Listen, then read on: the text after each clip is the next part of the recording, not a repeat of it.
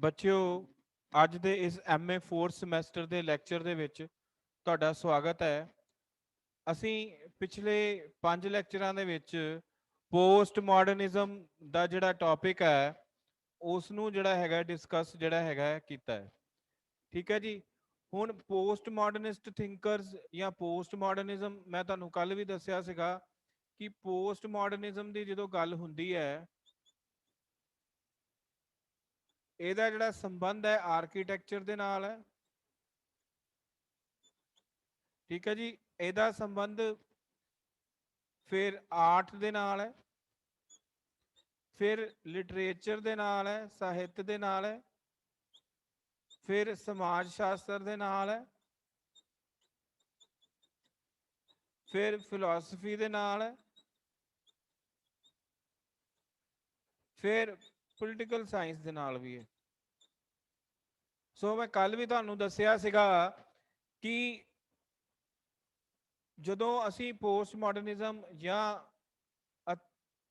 ਆਧੁਨਿਕਤਾਵਾਦ ਦੀ ਗੱਲ ਕਰਦੇ ਹਾਂ, ਆਧੁਨਿਕਤਾਵਾਦ ਜਾਂ ਪੋਸਟ ਮਾਡਰਨਿਜ਼ਮ ਦੀ ਗੱਲ ਕਰਦੇ ਹਾਂ ਤਾਂ ਉਹਦੇ ਵਿੱਚ ਇਹ ਸਾਰੀਆਂ ਜਿਹੜੀਆਂ ਉਹਦੀਆਂ ਆਉਂਦੀਆਂ।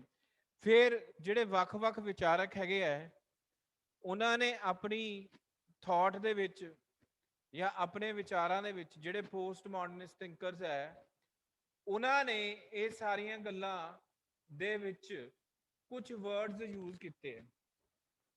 ਜਿੱਦਾਂ ਇੱਕ ਵਰਡ ਬਹੁਤ ਯੂਜ਼ ਹੁੰਦਾ ਹੈ ਪੋਸਟ ਸਟਰਕਚਰਲਿਜ਼ਮ।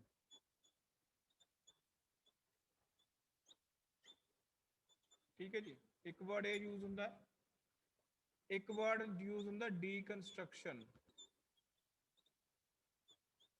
ਡੀਕਨਸਟਰਕਸ਼ਨ ਦੀ ਜਦੋਂ ਗੱਲ ਹੁੰਦੀ ਹੈ ਇਹ ਵਰਡ ਯੂਜ਼ ਕੀਤਾ ਹੈਗਾ ਜੇਕਸ ਡਰੇਡਾ ਤੇ ਪੌਲ ਡੀ ਨੇ। ਠੀਕ ਹੈ। ਇਹ ਦੋਨੋਂ ਫ੍ਰੈਂਚ ਫਿਲਾਸਫਰਸ ਸੀਗੇ, ਇਹਨਾਂ ਨੇ ਇਹ ਵਰਡ ਜਿਹੜਾ ਹੈਗਾ ਉਹਨੂੰ ਯੂਜ਼ ਕੀਤਾ ਹੈ। ਫਿਰ ਇਹ ਜਿਹੜਾ ਡੀਕਨਸਟਰਕਸ਼ਨਿਜ਼ਮ ਸੀਗਾ ਜਾਂ ਇਹ ਕਿਹਦੀ ਪ੍ਰਤੀਕਿਰਿਆ ਦੇ ਰੂਪ ਦੇ ਵਿੱਚ ਆਇਆ? ਇਹ ਸਟਰਕਚਰਲਿਜ਼ਮ ਦੀ ਪ੍ਰਤੀਕਿਰਿਆ ਦੇ ਰੂਪ ਦੇ ਵਿੱਚ ਆਇਆ। ਠੀਕ ਹੈ ਜੀ। ਹੁਣ ਇਹ ਜਿਹੜੇ ਵਰਡ, ਫਿਰ ਇੱਕ ਵਰਡ ਬਹੁਤ ਹੋਰ ਯੂਜ਼ ਹੁੰਦਾ ਹੈ ਫਾਊਂਡੇਸ਼ਨਲਿਜ਼ਮ। ਠੀਕ ਹੈ ਜੀ। ਇੱਕ ਵਰਡ ਹੋਰ ਬਹੁਤ ਜ਼ਿਆਦਾ ਯੂਜ਼ ਹੁੰਦਾ ਹੈ ਮੈਟਾ ਨੈਰੇਟਿਵਸ।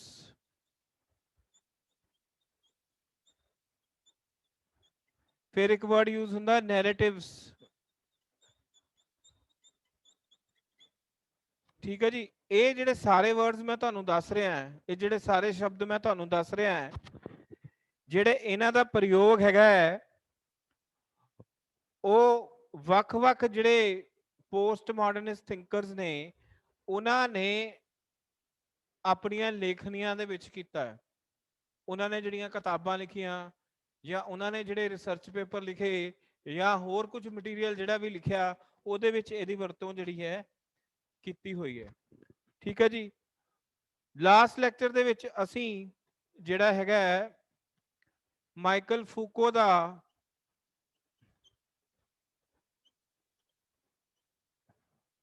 ਦ੍ਰਿਸ਼ਟੀਕੋਣ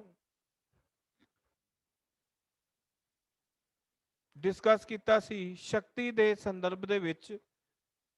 ਉਹਨੇ ਸ਼ਕਤੀ ਦਾ ਇੱਕ ਨਵਾਂ ਰੂਪ ਦੱਸਿਆ ਜਾਂ ਪੋਸਟ ਮਾਡਰਨਿਸਟ ਵਿਊ ਪੁਆਇੰਟ ਜਿਹੜਾ ਪਾਵਰ ਦਾ ਹੈ ਉਹਦੀ ਗੱਲ ਮਾਈਕਲ ਫੂਕੋ ਕਰ ਰਿਹਾ ਜਾਂ ਮਾਈਕਲ ਫਲੋਕਟ ਕਰ ਰਿਹਾ ਹੈ। ਠੀਕ ਹੈ ਜੀ। ਮਾਈਕਲ ਫੂਕੋ ਕੀ ਕਹਿੰਦਾ ਹੈ, ਕੱਲ ਵੀ ਦੱਸਿਆ ਸੀ, ਮੈਂ ਰਿਪੀਟ ਕਰ ਰਿਹਾ।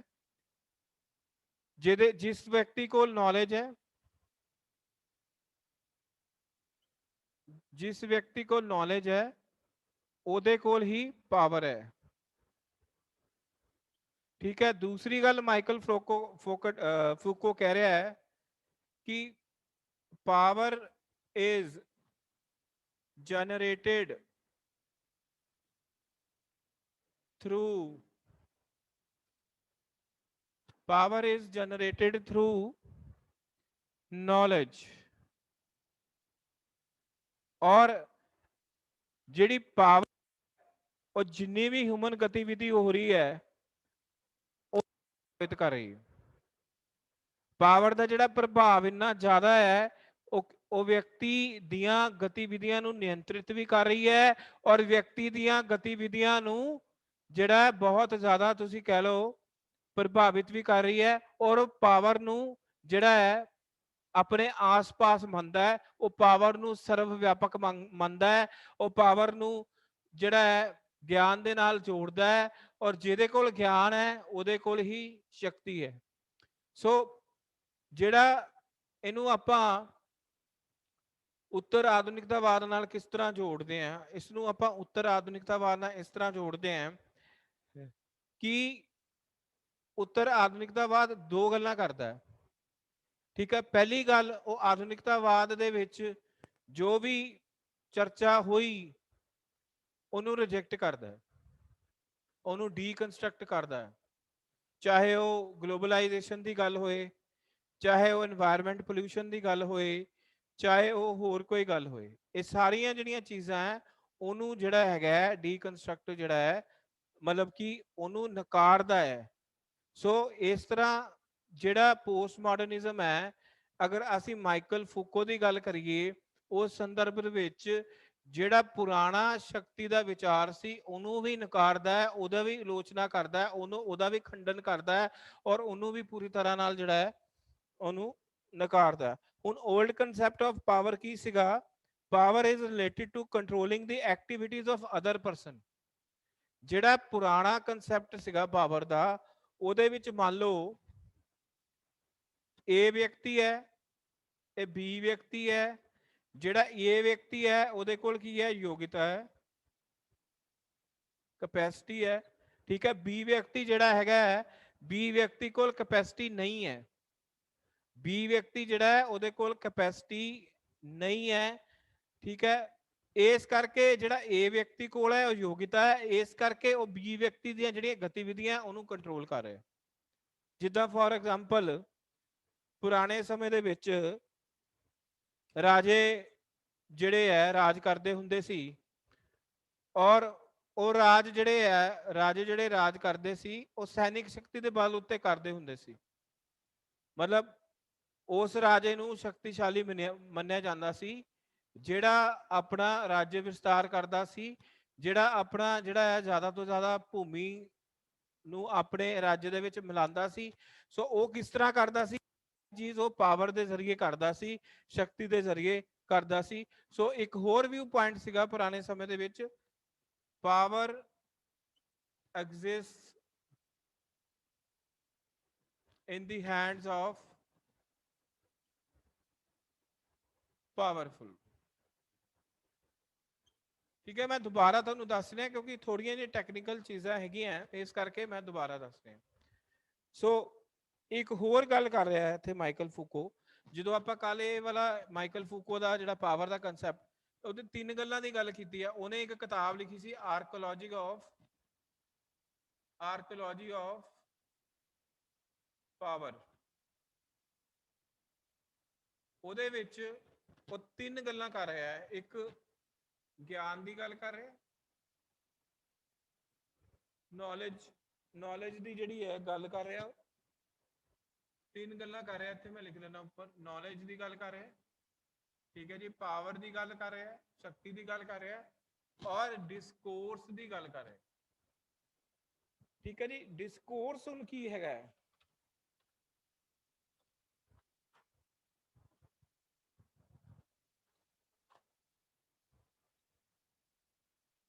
ਡਿਸਕੋਰਸ ਨੂੰ ਜਿਹੜਾ ਮਾਈਕਲ ਫੂਕੋ ਹੈ ਉਹ ਨਿਊ ਕਾਈਂਡ ਆਫ ਪਾਵਰ ਮੰਨ ਰਿਹਾ। ਠੀਕ ਹੈ, ਜਿਹੜੇ ਕਿ ਇਸ ਵਾਤਾਵਰਣ ਦੇ ਵਿੱਚ ਵਿਦਿਆਮਾਨ ਹੈ, ਹਰ ਜਗ੍ਹਾ ਪਾਵਰ ਵਿਦਿਆਮਾਨ ਹੈ ਔਰ ਇਹਦੇ ਹਿਰਾਹੀ ਹੀ ਜਿਹੜਾ ਹੈ ਨਿਊ ਥਿੰਕਿੰਗ, ਜਿਹੜੀ ਇੰਡੀਵਿਜੂਅਲ ਦੀ ਜਾਂ ਵਿਅਕਤੀ ਦੀ ਜਿਹੜੀ ਨਿਊ ਥਿੰਕਿੰਗ ਹੈ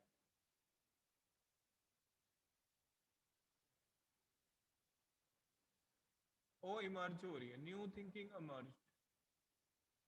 ਔਰ ਜਿਹਦੇ ਨਾਲ ਇੱਕ ਜਦੋਂ ਨਵੀਂ ਸੋਚ ਦਾ ਉਦੈ ਹੋਏਗਾ, ਜਦੋਂ ਨਵੀਂ ਸੋਚ ਦਾ ਸਵੇਰਾ ਹੋਏਗਾ, ਉਸ ਵੇਲੇ ਜਦੋਂ ਅਸੀਂ ਉਸ ਸੋਚ ਨੂੰ ਇੱਕ ਵਿਚਾਰ ਦੇ ਰੂਪ ਦੇ ਵਿੱਚ, ਜਦੋਂ ਅਸੀਂ ਸੋਚ ਨੂੰ ਧਿਆਨ ਨਾਲ ਸੁਣੋ, ਜਦੋਂ ਅਸੀਂ ਸੋਚ ਨੂੰ ਵਿਚਾਰ ਦੇ ਰੂਪ ਦੇ ਵਿੱਚ ਸਾਂਝੇ ਰੂਪ ਨਾਲ ਵੇਖਾਂਗੇ, ਉਹਨੂੰ ਜਿਹੜਾ ਹੈਗਾ ਮਾਈਕਲ ਫੂਕੋ ਜਿਹੜਾ ਹੈਗਾ ਹੈ ਉਹ ਸੋਚ ਦਾ ਨਾਂ ਦੇ ਰਿਹਾ, ਉਹਨੂੰ ਉਹ ਡਿਸਕੋਰਸ ਦਾ ਨਾਂ ਦੇ ਰਿਹਾ ਹੈ। ਔਰ ਅੱਜ ਕੱਲ ਦੇ ਉੱਤਰ ਆਧੁਨਿਕ ਯੁੱਗ ਦੇ ਵਿੱਚ ਡਿਸਕੋਰਸ ਦਾ ਵਿਮਰਸ਼ ਕਹਿੰਦੇ ਆਪਾਂ ਪੰਜਾਬੀ ਹਿੰਦੀ 'ਚ, ਡਿਸਕੋਰਸ ਨੂੰ ਆਪਾਂ ਕਹਿੰਦੇ ਆ ਪੰਜਾਬੀ ਹਿੰਦੀ 'ਚ ਵਿਮਰਸ਼। ਵਿਮਰਸ਼ ਕਿੱਥੋਂ ਉਤਪੰਨ ਹੋਏਗਾ? ਵਿਮਰਸ਼ ਜਿਹੜਾ ਹੈ ਉਹ ਕਿਸ ਤਰ੍ਹਾਂ ਹੋਂਦ ਵਿੱਚ ਆਏਗਾ? ਜਦੋਂ ਨਵੀਂ ਸੋਚ ਦਾ ਸਵੇਰਾ ਹੋਊਗਾ, ਨਵੀਂ ਸੋਚ ਦੇ ਨਾਲ ਨਵੇਂ ਵਿਚਾਰ ਆਣਗੇ, ਜਦੋਂ ਨਵੇਂ ਵਿਚਾਰਾਂ ਨੂੰ ਸਾਂਝੇ ਰੂਪ ਦੇ ਵਿੱਚ, ਇਕੱਤਰਿਤ ਰੂਪ ਦੇ ਵਿੱਚ ਵੇਖਿਆ ਜਾਏਗਾ, ਉਹਨੂੰ ਜਿਹੜਾ ਮਾਈਕਲ ਫੂਕੋ ਜਿਹੜਾ ਹੈ ਉਹ ਡਿਸਕੋਰਸ ਕਹਿ ਰਿਹਾ ਹੈ, ਵਿਮਰਸ਼ ਕਹਿ ਰਿਹਾ।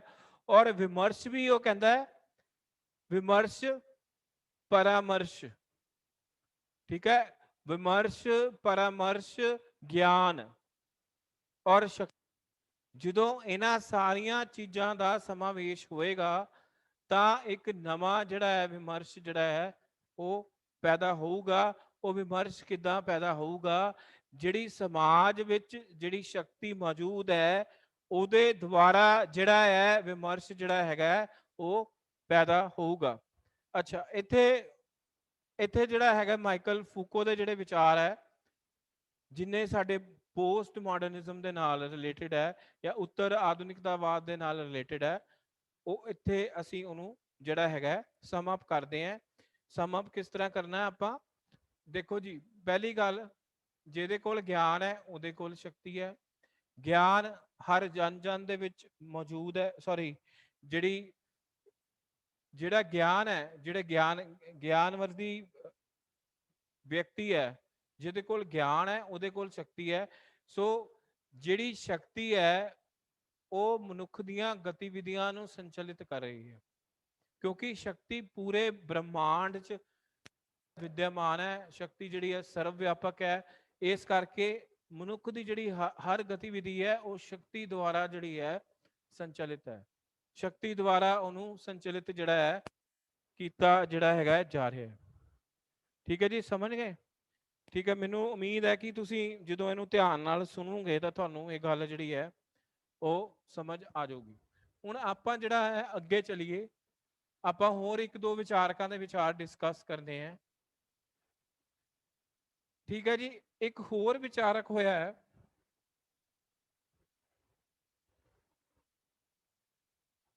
ਉਹਦਾ ਨਾਮ ਹੈ ਲਿਓਟਾਇਡ,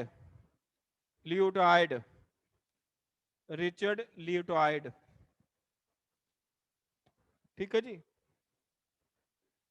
ਹੁਣ ਜਿਹੜਾ ਰਿਚਰਡ ਲਿਓਟਾਇਡ ਹੈ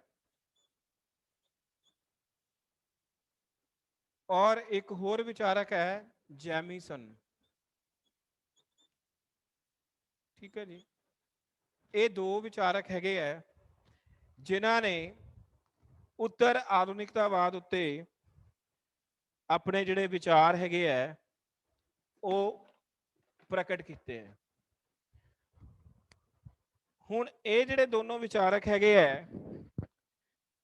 ਉਹ ਕੀ ਕਹਿੰਦੇ ਨੇ? ਹੁਣ ਇਹਨਾਂ ਨੇ ਇੱਕ ਨੈਰੇਟਿਵ ਥਿਊਰੀ ਦਿੱਤੀ ਹੈ। ਨੈਰੇਟਿਵ ਨੂੰ ਅਸੀਂ ਪੰਜਾਬੀ ਹਿੰਦੀ ਦੇ ਵਿੱਚ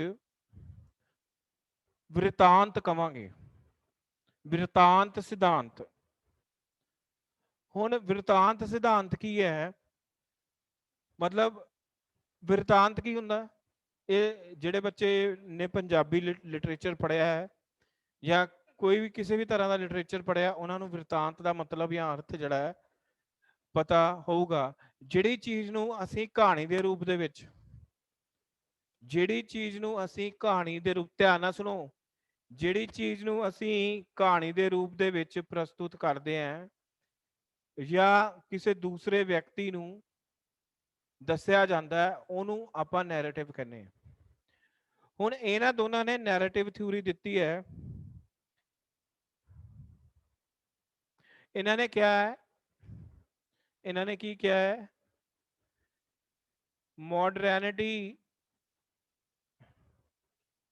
ਮੋਡਰਨਿਟੀ ਬਾਰੇ ਕੀ ਕਹਿੰਦੇ ਆ? ਮੋਡਰਨਿਟੀ ਨੂੰ ਅਸੀਂ ਕਹਾਂਗੇ ਆਧੁਨਿਕਤਾ।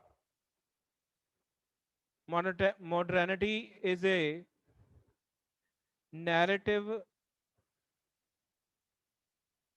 ਕੰਸਟਰਕਟ। ਨੈਰੇਟਿਵ ਕੰਸਟਰਕਟ ਦਾ ਮਤਲਬ ਇੱਥੇ ਹੈ ਕਿ ਆਧੁਨਿਕਤਾ ਦਾ ਜਿਹੜਾ ਜਨਮ ਉਹ ਬਿਰਤਾਂਤ ਦੇ ਰੂਪ ਦੇ ਵਿੱਚ ਹੋਇਆ, ਉਹ ਨੈਰੇਟਿਵ ਦੇ ਰੂਪ ਦੇ ਵਿੱਚ ਹੋਇਆ। ਜਿੱਦਾਂ ਇੱਕ ਫਿਲਮ ਨਹੀਂ ਚੱਲਦੀ ਹੁੰਦੀ, ਜਿੱਦਾਂ ਕਹਾਣੀ ਨਹੀਂ ਚੱਲਦੀ ਹੁੰਦੀ, ਠੀਕ ਹੈ ਜੀ। ਸੋ ਜਿਹੜਾ ਲੁਟਾਇਡ ਹੈ ਉਹ ਨੈਰੇਟਿਵ ਵਰਡ ਯੂਜ਼ ਕਰ ਰਿਹਾ ਤਾਂ ਮੈਟਾ ਨੈਰੇਟਿਵ ਯੂਜ਼ ਕਰ ਰਿਹਾ।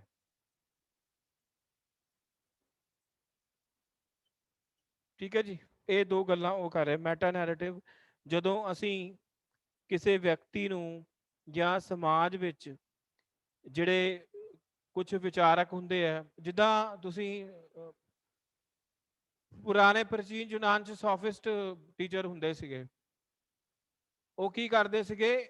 ਉਹ ਘੁੰਮ ਕੇ ਜਿਹੜੀਆਂ ਟੀਚਿੰਗਸ ਸੀਗੀਆਂ ਉਹਨਾਂ ਦਾ ਪ੍ਰਚਾਰ ਕਰਦੇ ਸੀਗੇ, ਕਹਾਣੀ ਦੇ ਰੂਪ ਦੇ ਵਿੱਚ ਲੋਕਾਂ ਨੂੰ ਦੱਸਦੇ ਸੀ ਰਾਜਨੀਤਿਕ ਵਿਵਸਥਾਵਾਂ ਬਾਰੇ, ਸਮਾਜਿਕ ਵਿਵਸਥਾਵਾਂ ਬਾਰੇ, ਹੋਰ ਜਿਹੜਾ ਸੁਸਾਇਟੀ ਦੇ ਵਿੱਚ ਜਿਹੜੀਆਂ ਜਰਨਲ ਚੀਜ਼ਾਂ ਸੀ ਉਹਨਾਂ ਬਾਰੇ।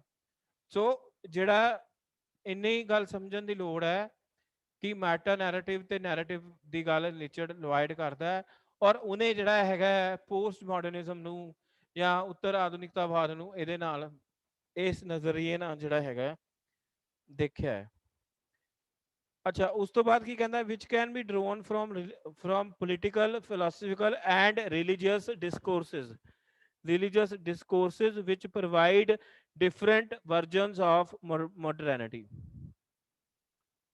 ਠੀਕ ਹੈ ਜੀ, ਕਹਿੰਦਾ ਕਿ ਇਹ ਬਿਰਤਾਂਤ ਕਿੱਥੋਂ ਲਏ ਜਾ ਸਕਦੇ? ਇਹ ਰਾਜਨੀਤਿਕ ਵੀ ਹੋ ਸਕਦੇ ਹੈ, ਇਹ ਸੱਭਿਆਚਾਰਕ ਵੀ ਹੋ ਸਕਦੇ ਹੈ, ਇਹ ਸਮਾਜਿਕ ਵੀ ਹੋ ਸਕਦੇ ਹੈ। ਸੋ ਇਹਦੇ ਤੋਂ ਜਿਹੜੀ ਸਾਰੀ ਚੀਜ਼ ਜਿਹੜੀ ਹੈ ਇਹ ਲਈ ਜਾ ਸਕਦੀ ਹੈ। ਤੁਹਾਡੇ ਵਾਸਤੇ ਸਮਝਣ ਵਾਸਤੇ ਇੰਨਾ ਬਹੁਤ ਹੈ, ਇਹ ਤਾਂ ਨਹੀਂ ਤਾਂ ਬਹੁਤ ਵੱਡਾ ਟੌਪਿਕ ਹੋਈ ਜਾਣਾ ਆਪਣਾ। ਸੋ ਇੰਨਾ ਤੁਹਾਡਾ। ਅੱਛਾ, ਜੈਮਿਸਨ ਕੀ ਕਹਿੰਦਾ ਹੁਣ? Jamieson argues that postmodernism is not just another word for description of particular style. It is a periodizing concept whose function is to correlate the emergence of new features in culture। ठीक है जी, ਉਹ ਕੀ ਕਹਿੰਦਾ ਹੈਗਾ? ਜੈਮਿਸਨ ਕਹਿੰਦਾ ਹੈ ਕਿ ਜਿਹੜਾ ਉੱਤਰ ਆਧੁਨਿਕਤਾਵਾਦ ਹੈ ਉਹ ਇੱਕ ਸ਼ਬਦ, ਉਹ ਇੱਕ ਵਿਚਾਰ ਨਹੀਂ ਹੈ, ਉਹ ਇੱਕ ਵਿਚਾਰਧਾਰਾ ਨਹੀਂ ਹੈ, ਉਹ ਇੱਕ ਜਿਹੜਾ ਹੈ ਅੰਦੋਲਨ ਨਹੀਂ ਹੈ, ਉਹ ਨਾ ਹੀ ਨਵਾਂ ਕੋਈ ਸਟਾਈਲ ਹੈ। ਉਹ ਕੀ ਹੈ? ਪੀਰੀਡਾਈਜ਼ਿੰਗ। ਉਹਦੇ ਵਿੱਚ ਜਿਹੜੀ ਹੈ ਹਿਸਟਰੀ ਦੀ ਇੰਪੋਰਟੈਂਸ ਹੈ, ਉਹਦੇ ਵਿੱਚ ਜਿਹੜਾ ਹੈ ਇਤਿਹਾਸ ਦੀ ਜਿਹੜੀ ਹੈ ਇੰਪੋਰਟੈਂਸ ਹੈ, ਔਰ ਜਿਹੜਾ ਇਤਿਹਾਸ ਹੈ ਜਾਂ ਇਤਿਹਾਸਿਕ ਜਿਹੜਾ ਪਰਿਵੇਸ਼ ਹੈ ਉਹਦੇ ਉੱਤੋਂ ਉਹਦਾ ਅਸਰ ਹਿਊਮਨ ਐਕਟੀਵਿਟੀ ਉੱਤੇ ਪੈਂਦਾ ਹੈ। ਇਸ ਗੱਲ ਨੂੰ ਆਧੁਨਿਕਤਾਵਾਦ ਦੇ ਵਿਚਾਰਕ ਨਹੀਂ ਮੰਨਦੇ ਸੀ। Man is influenced by historical events and the situations happening around him। situations happening around him मतलब man is ਜਿਹੜਾ ਹਿਸਟੋਰੀਕਲ ਕਨਸੈਪਟ ਹੈ, ਪੀਰੀਡਾਈਜ਼ਿੰਗ ਵਰਡ ਯੂਜ਼ ਕਰ ਰਿਹਾ ਉਹ ਜੈਮਿਸਨ, ਉਹ ਯੂਜ਼ ਕਰ ਰਿਹਾ। It is also a periodizing concept whose function is to correlate the new formal features in culture. ਸੱਭਿਆਚਾਰ ਦੇ ਵਿੱਚ ਨਵੇਂ ਫੀਚਰਸ ਨੂੰ ਜਿਹੜੀ ਹਿਸਟੋਰੀਕਲ ਪੀਰੀਡਾਈਜ਼ਿੰਗ ਹੈ ਉਹਦੇ ਨਾਲ ਕਿਸ ਤਰ੍ਹਾਂ ਨਾਲ ਜੋੜਨਾ, ਉਹਦੇ ਨਾਲ ਕਿਸ ਤਰ੍ਹਾਂ ਦੇ ਨਾਲ ਲਿੰਕ ਕਰਨਾ, ਇਹ ਜਿਹੜੀ ਸਾਰੀ ਗੱਲ ਹੈਗੀ ਹੈ ਉਹ ਕਰਦੇ ਪਏ। ਠੀਕ ਹੈ ਜੀ। ਉਸ ਤੋਂ ਬਾਅਦ ਜੈਮਿਸਨ ਨੇ ਜਿਹੜਾ ਪੋਸਟ ਮਾਡਰਨਿਜ਼ਮ ਹੈ ਜਾਂ ਉੱਤਰ ਆਧੁਨਿਕਤਾਵਾਦ ਹੈ ਉਹਨੂੰ third great ਜੈਮਿਸਨ regards capitalism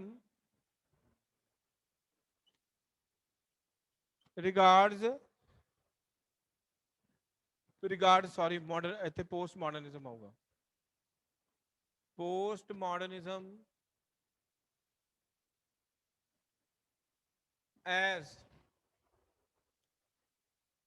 as the third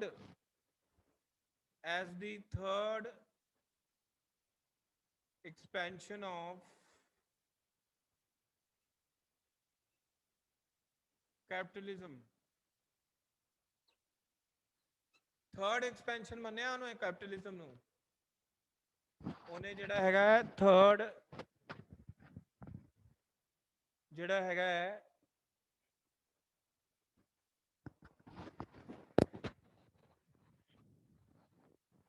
ਉਹਨੇ ਉਸ ਨੂੰ ਜਿਹੜਾ ਹੈਗਾ ਥਰਡ ਜਿਹੜੀ ਹੈ ਐਕਸਪੈਂਸ਼ਨ ਜਿਹੜਾ ਹੈਗਾ ਮੰਨਿਆ ਉਹਨੇ।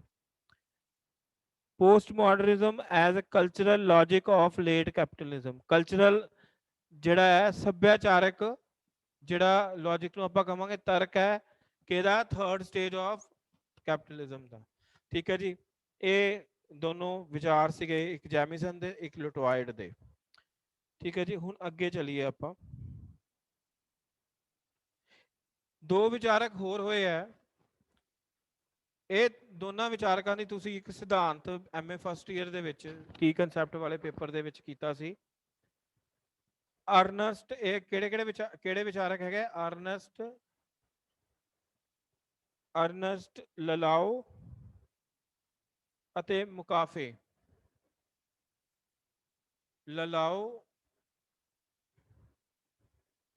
ਲਲਾਓ ਅਤੇ ਐਂਡ ਮੁਕਾਫੇ। ਠੀਕ ਹੈ ਜੀ। ਇਹਨਾਂ ਨੇ 1995 ਦੇ ਵਿੱਚ ਇੱਕ ਕਿਤਾਬ ਲਿਖੀ ਔਨ ਪੋਪੁਲਿਸਟ।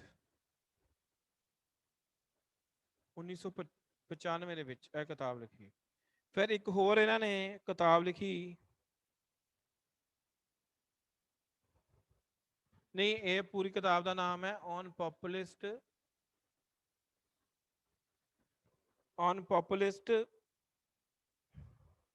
रीजन, नहीं ऑन पॉपुलिस्ट रीजन है, रीजन ही है। ठीक है जी। 1995 ਦੇ ਵਿੱਚ ਲਿਖੀ। ਇਸ ਤੋਂ ਬਾਅਦ ਇੱਕ ਹੋਰ ਕਿਤਾਬ ਲਿਖੀ ਉਹਨਾਂ ਨੇ 1990 ਦੇ ਵਿੱਚ, ਨਿਊ ਰਿਫਲੈਕਸ਼ਨਸ ਆਫ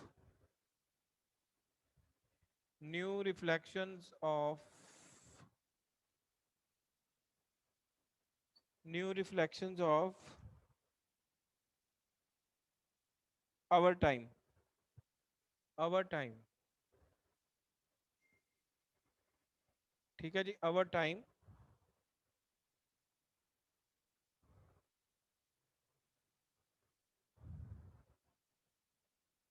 ठीक है जी।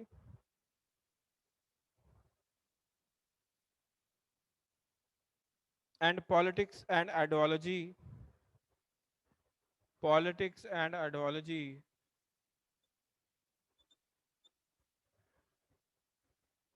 ਇਹ ਕਿਤਾਬ ਉਹਨੇ ਲਿਖੀ ਹੈਗੀ ਆ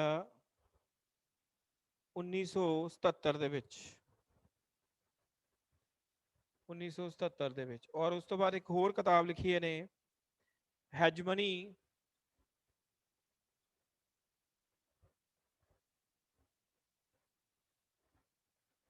hegemony and social strategy।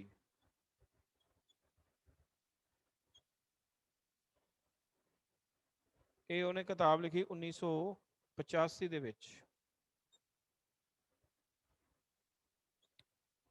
ਠੀਕ ਹੈ। ਇੱਕ ਤਾਂ ਇਹ ਜਿਹੜੇ ਦੋਨੋਂ ਵਿਚਾਰਕ ਹੈ ਇਹਨਾਂ ਨੂੰ ਅਸੀਂ ਰੈਡੀਕਲ ਥਿਊਰੀ ਆਫ ਡੈਮੋਕ੍ਰੇਸੀ ਲਈ ਜਾਣਦੇ ਹਾਂ।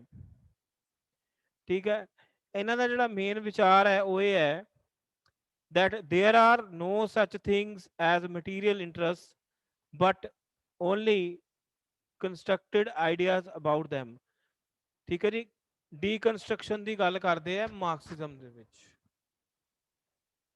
ਡੀਕਨਸਟਰਕਸ਼ਨ ਦੀ ਗੱਲ ਮਤਲਬ ਡੀਕਨਸਟਰਕਸ਼ਨ ਜੇ ਆਪਾਂ ਗੱਲ ਕਰੀਏ, ਇੱਕ ਮੁੱਖ ਵਿਸ਼ੇਸ਼ਤਾ ਹੀ ਹੈ ਕਿਹਦੀ, ਉੱਤਰ ਆਧੁਨਿਕਤਾਵਾਦ ਦੀ। ਸੋ ਜਿਹੜਾ ਮਾਰਕਸ ਦਾ ਥੀਸਿਸ ਸੀਗਾ ਮਟੀਰੀਅਲ ਥਿੰਗਸ ਦਾ ਜਾਂ ਇਕਨੋਮਿਕ ਥਿੰਗਸ ਦਾ, ਉਹਨੂੰ ਅਰਨਸਟ ਲਲਾਓ ਅਤੇ ਮੁਕਾਫੇ ਰਿਜੈਕਟ ਕਰਦੇ ਹੈ। ਔਰ ਜਿਹੜਾ ਹੈਗਾ ਆਪਣੇ ਜਿਹੜਾ ਡਿਸਕੋਰਸ ਹੈ, ਆਪਣਾ ਜਿਹੜਾ ਉਹਨਾਂ ਦਾ ਵਿਮਰਸ਼ ਹੈ ਜਾਂ ਆਪਣੇ ਉਹਨਾਂ ਦੀ ਚਰਚਾ ਹੈ, ਉਹ ਕਹਿੰਦੇ ਕਿ ਮਟੀਰੀਅਲ ਥਿੰਗਸ ਨਹੀਂ ਹੁੰਦੀਆਂ, ਆਈਡੀਆਜ਼ ਹੁੰਦੇ। ਠੀਕ ਹੈ ਜੀ, ਨਵੀਂ ਸੋਚ ਹੁੰਦੀ ਹੈ, ਮੈਟਾ ਨੈਰੇਟਿਵਸ ਹੁੰਦੇ ਆ। ਉਹਦੀ ਗੱਲ ਜਿਹੜਾ ਹੈ ਇਹ ਦੋਨੋਂ ਵਿਚਾਰਕ ਕਰ ਰਹੇ, ਉਹਨੂੰ ਇਹਨਾਂ ਨੇ ਜਿਹੜਾ ਹੈਗਾ ਉੱਤਰ ਆਧੁਨਿਕਤਾਵਾਦ ਨੂੰ ਇਹਦੇ ਨਾਲ ਜਿਹੜਾ ਹੈਗਾ ਜੋੜਿਆ। ਠੀਕ ਹੈ, ਫਿਰ ਆਪਾਂ ਇੱਕ ਹੋਰ ਵਿਚਾਰਕ ਦੀ ਜਿਹੜੀ ਹੈ ਗੱਲ ਕਰ ਲੈਂਦੇ ਹਾਂ।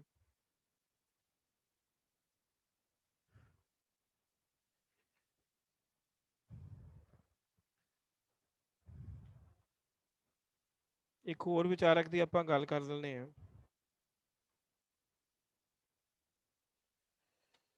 ਜੇਕਸ ਡਰੇਡਾ। ਠੀਕ ਹੈ ਜੀ, ਹੁਣ ਜੇਕਸ ਡਰੇਡਾ ਨੇ ਡੀਕਨਸਟਰਕਸ਼ਨ ਵਰਡ ਯੂਜ਼ ਕੀਤਾ। ਠੀਕ ਹੈ ਜੀ, ਇਹਦੇ ਨਾਲ ਇੱਕ ਹੋਰ ਵਿਚਾਰਕ ਹੈ ਜੇਕਸ ਜੇਡੀ ਮੈਂ ਲਿਖਣ ਲੱਗਾ, ਇਹਦਾ ਮਤਲਬ ਹੈ ਜੇਕਸ ਡਰੇਡਾ ਤੇ ਪੌਲ। ਦੂਜਾ ਵਿਚਾਰਕ ਹੈਗਾ ਪੌਲ ਡੀ। ਠੀਕ ਹੈ, ਜੇਕਸ ਡਰੇਡਾ ਨੇ ਇਹ ਜਿਹੜਾ ਸ਼ਬਦ ਸੀਗਾ ਮਾਰਟਿਨ ਹੈਡੀਗਰ, ਮਾਰਟਿਨ ਹੈਡੀਗਰ, ਇਹ ਵੀ ਇੱਕ ਜਿਹੜਾ ਹੈਗਾ ਉੱਤਰ ਆਧੁਨਿਕਤਾਵਾਦ ਦਾ ਵਿਚਾਰਕ ਹੈਗਾ। ਇਹਨੇ ਇੱਕ ਸ਼ਬਦ ਚੂਜ਼ ਕੀਤਾ ਸੀਗਾ ਡਿਸਟਰਕਟਿਵ ਰਿਟਰੀਵ, ਡਿਸਟਰਕਟਿਵ ਰਿਟਰੀਵ, ਉਹਦੇ ਤੋਂ ਲਿਆ ਇਹਨੇ। ਉਹਦੇ ਤੋਂ ਜਿਹੜਾ ਹੈਗਾ ਉਹਨੇ ਇਹ ਸ਼ਬਦ ਜਿਹੜਾ ਹੈ ਬੋਰੋ ਕੀਤਾ। ਹੁਣ ਡਿਸਟਰਕਸ਼ਨ ਦਾ ਕੀ ਮਤਲਬ ਹੁੰਦਾ, ਹੁਣ ਇਹਨੂੰ ਮੈਂ ਤੁਹਾਨੂੰ ਬੜੇ ਸਿੰਪਲ ਤਰੀਕੇ ਦੇ ਨਾਲ ਜਿਹੜਾ ਹੈਗਾ ਇਸ ਨੂੰ ਜਿਹੜਾ ਹੈਗਾ ਸਮਝਾਉਂਗਾ।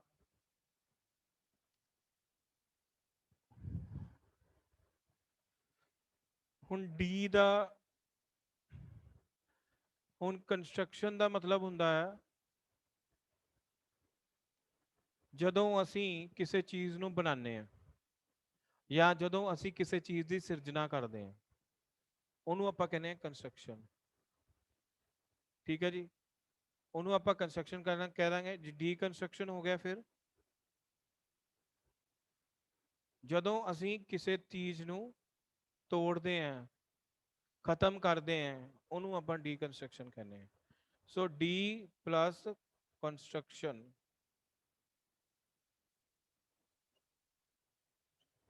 ਠੀਕ ਹੈ ਜੀ, ਹੁਣ ਇਹਦਾ ਅਰਥ ਕੀ ਹੈ? ਇਹ ਜਿਹੜਾ ਸਿਧਾਂਤ ਹੈ, ਇਹ ਇਸ ਦਾ ਜਨਮ ਪੋਸਟ ਸਟਰਕਚਰਲਿਜ਼ਮ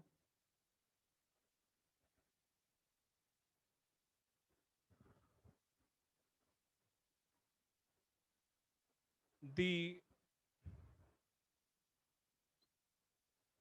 ਰਿਐਕਸ਼ਨ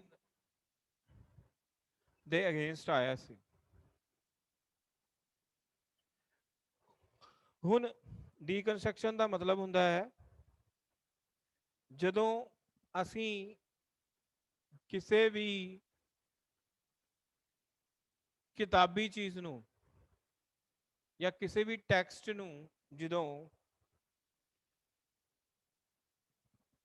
ਮਤਲਬ ਇਹ ਇੱਕ ਇਹੋ ਜਿਹੀ ਵਿਧੀ ਹੈ ਜਿਹਦੇ ਦੁਆਰਾ ਟੈਕਸਟ ਨੂੰ ਇੰਟਰਪ੍ਰੀਟ ਕੀਤਾ ਜਾਂਦਾ, ਟੈਕਸਟ ਬਾਰੇ ਜਿਹੜਾ ਹੈ ਦੱਸਿਆ ਜਾਂਦਾ। ਠੀਕ ਹੈ ਜੀ, ਹੁਣ ਇਹ ਕੀ ਹੋਇਆ, ਦੀ term deconstruction is given by Jacques Derrida is more merely method of interpreting text. It is a mode of political action as well, though it is not a political action. ਇਹਨੂੰ ਅਸੀਂ political action ਦੀ term ਵੀ ਮੰਨਦੇ ਆ, ਪਰ ਇਹਦੇ through ਜਿਹੜਾ ਹੈ ਕੋਈ political action ਨਹੀਂ ਹੁੰਦਾ। ਠੀਕ ਹੈ ਜੀ। ਸੋ ਅੱਜ ਦਾ ਮੈਂ ਲੈਕਚਰ ਇੱਥੇ ਹੀ ਖਤਮ ਕਰਦਾ ਹਾਂ ਤੇ ਕੱਲ ਨੂੰ ਜਿਹੜਾ ਹੈਗਾ ਇਹਦੇ ਨਾਲ ਜਿਹੜੇ ਸੰਬੰਧਿਤ ਹੋਰ ਚੀਜ਼ਾਂ ਹੈਗੀਆਂ ਉਹਨੂੰ ਡਿਸਕਸ ਕਰਕੇ ਤੇ ਕੱਲ ਨੂੰ ਆਪਾਂ ਇਹ ਟੌਪਿਕ ਜਿਹੜਾ ਹੈ ਖਤਮ ਕਰ ਦੇਣਾ ਹੈਗਾ, ਕਿਉਂਕਿ ਹਫਤਾ ਹੋ ਗਿਆ ਇਸ ਟੌਪਿਕ ਨੂੰ ਚੱਲਦਿਆਂ ਹੋਇਆਂ। ਸੋ ਇਹ ਟੌਪਿਕ ਜਿਹੜਾ ਹੈਗਾ ਮੈਂ ਕੱਲ ਨੂੰ ਜਿਹੜਾ ਇਹਨੂੰ ਸਮਾਪਤ ਕਰ ਦੂੰਗਾ ਜਾਂ ਖਤਮ ਕਰ ਦੂੰ, ਸਮਾਪਤ ਤਾਂ ਨਹੀਂ ਕਰੂੰਗਾ, ਕੱਲ ਨੂੰ ਐਜ਼ ਏ ਜਿਹੜੀ ਆਪਣੀ ਡਿਸਕਸ਼ਨ ਹੈ ਇਸ ਟੌਪਿਕ ਉੱਤੇ ਜਿਹੜੀ ਹੈ ਉਹ ਖਤਮ ਹੋ ਜਾਏਗੀ। Thank you very much.